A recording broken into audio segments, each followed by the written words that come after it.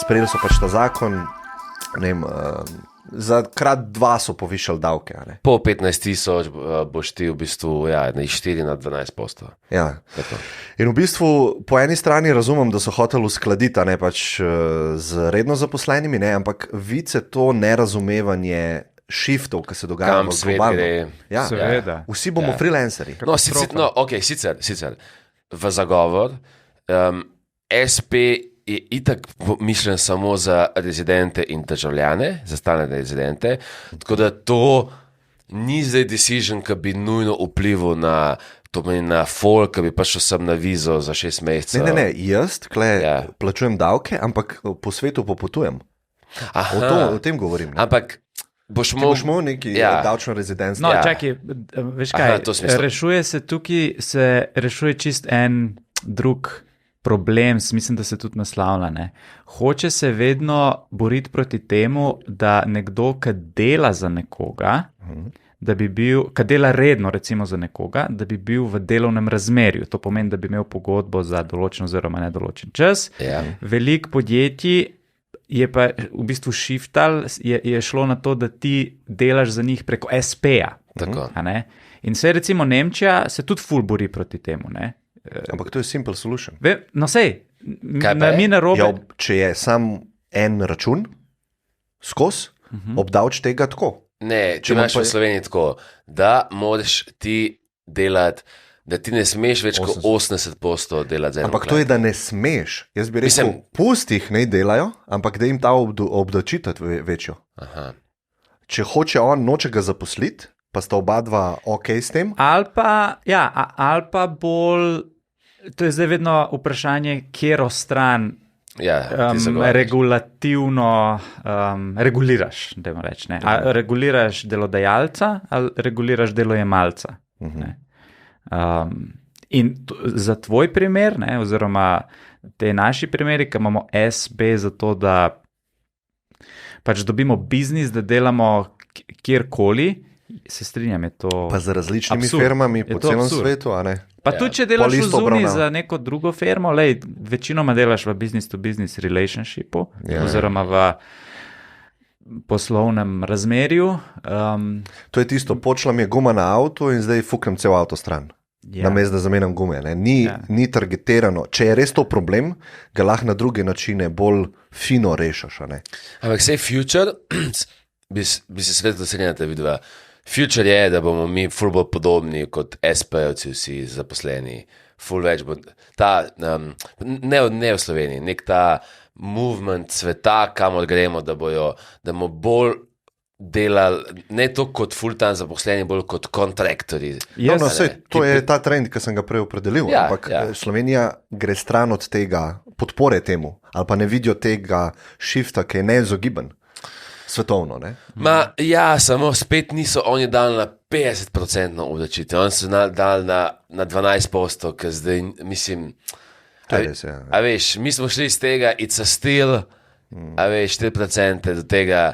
Sem kaj pa nekdo, ki je kontraktor, pa 200 do 300 jurjev zasluži na leto, ne? SP... On ima še več zdaj, to pa ni, ti imaš... to imaš stopničasto, ne? Takrat se ti pol več ne splača to, ne? Pa moš DO odpreti. Sej. Sam ni, ti si freelancer, a veš, ti nisi firma. Tega ne razumejo. Jaz hočem samo to povedati, da je to sprememba, ki se dogaja v svetu, ki bo stalna. To ni nek trend, ki bo zamrl. To bomo vedno bolj šli v to. In ti moraš imeti neko pravno opredelitev take osebe, ki je profesionalc, pa freelancer za cel svet, prek Upworka, prek TopTala, ne vem, česar kola. Mislim, jaz se strinjam, jaz sem v takih... Zdaj gospodarskega ministra imam naslednji teden. A res? Na Matjaž Han, Cool. Če se ne bo kaj spremenilo, ampak bom malo tako z njim govoril o tem, kako on to vidi. Ful zanimivo. Sej, zdaj, ko bo ta referendum, je ful zanimivo, kaj recimo... Kje referendum?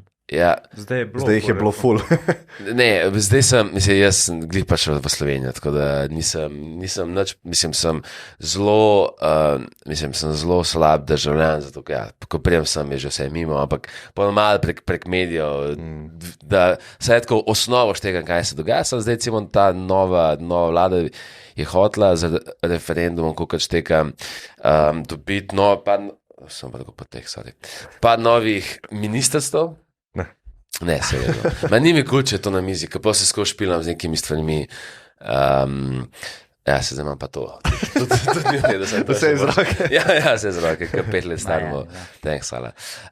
Bož, da imaš roke na mizi, a ne? To je saj prvi step. No. Da se ne igraš z stvarmi, ki so nad mizo. Ali pa pod mizo. Ja, to bi bilo slabše. Ne? Ja. To te mi zamotimo, veš. Ja. In kolikor štekam, oni zdaj hočejo par novih ministrstv ufurati. In eno je, kaj? Enega. Ne, 3. A ja, ok, pa jaz nisem podučen. Jaz vem samo za ta solidarno prihodnost, tako že. Ja, to, da bi za flete pa to. Aha, ja, to je eno, tako. To pomeni za to nepremičninsko problematiko reševati. Pol je eno ministrstvo, upam, da ne govorim zdaj bedarije, katlere, mislim, to pa tako sem res zelo, ampak mislim, da v osnovi štekam. Eno je to, eno je ministrstvo za izobraževanje, ne za izobraževanje, za znanost, ne tako je, eno je za znanost, pa še neki. Eno je pa za to, za sončne elektrarne postavljati. Ministrstvo je za nek trajnostni razvoj. Okay.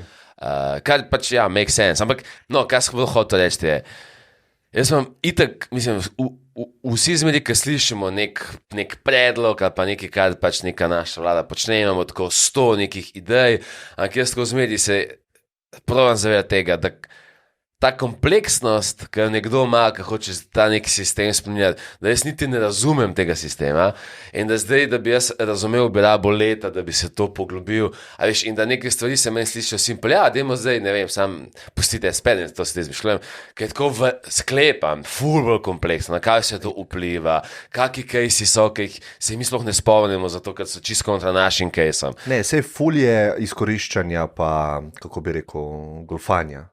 Z SP v Sloveniji. Ne? Ampak ja, jaz sam pravim, da treba je to reševati, ampak ful pomemben je, na kakšen način ti rešuješ to. Ne? A če ti rečeš, ok, davki gor, zdaj smo rešili to. Ampak, mi bi se mogli ful spoznati, da bi lahko rekli, da je to slaba rešitev. Lahko, da je slaba zate, za to je case, ki boš več plačal, sem lahko, da je boljš za dobrino Slovenije. Ne, se je. Jaz sem vedno govoril tudi javno, da smo premalo obdavčeni SP-ovci. Ampak govorim o globalnih trendih. Sam ta komentar pa ne bo ta komentar. To imam sodelavci, imam tudi. Ne, ampak ta komentar pa po najmanj popularen ali pa najbolj disliken komentar v zgodovini ideje. Ja. In TikToka, slovenskega TikToka, da Klemen Selakovič reče, da bi nas mogli bolj obdavčiti. Mislim, tudi če bi mi bili tako 0,5% obdavčena SP-jo, pa bi ti rekel, ne, meni se zdi, da je to malo premalo, bi več folka reklo, stari, ne ga srat. Kaj ti govoriš? Tudi če bi dal davke ful, še više kot to, jaz bi še vedno imel odprt SP. Ne gre se toliko zame. Jaz pravim tako, spodbujanje česa bi lahko delala Slovenija. Okay. Usklajena s prihodnostjo. Vprašanje zate.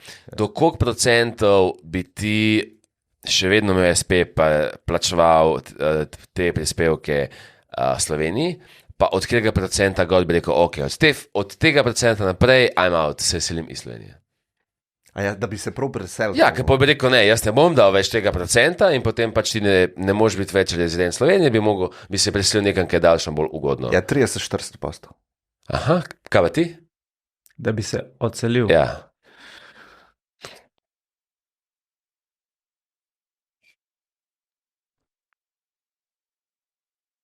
Ne vem, 50 mogoče. 50?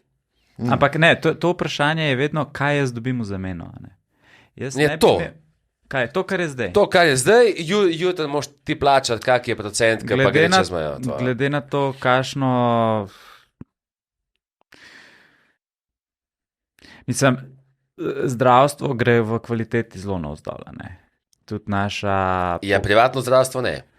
No, vse, jaz govorim. Tisto gre pa zelo navzgor. Jaz govorim tisto, kar ti z davki financiraš.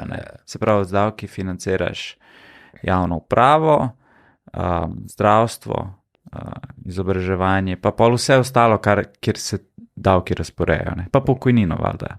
Ljudem, ki so zdaj stari, ki mi imamo ta pet. Pa socialni transferi, se pravi, pomoči. Okay. To je vse noter. Okay. In pol pogledaš nek počrto, vidiš, da država nekako ustrezno s tem gospodari ali ne. Jaz nekako mislim, da ne.